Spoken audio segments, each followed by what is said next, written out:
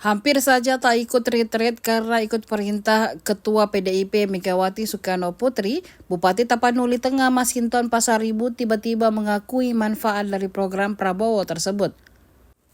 Masinton memuji program penempaan Presiden Prabowo Subianto untuk kepala daerah tersebut. Menurutnya, kegiatan ini menjadi ajang untuk meningkatkan hubungan emosional bagi kepala daerah.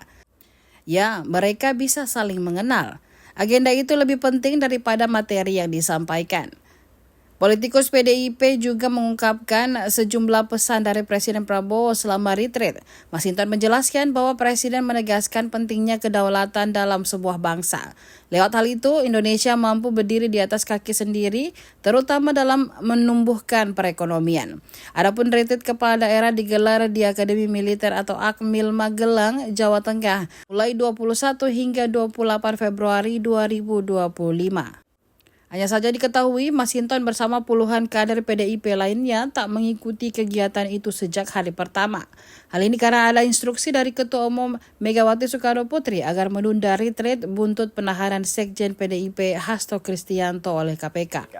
Kemudian ketika kita berada di lokasi retreat dan kita mengikuti materi-materi dari pemerintah pusat, dari berbagai kementerian, lembaga, dan badan. Nah, tentu selain kita mendapatkan materi, yang jauh lebih penting itu adalah emotional bonding antar kepala daerah. Ini yang terjadi, kedekatan emosional, ya, dan ini tentu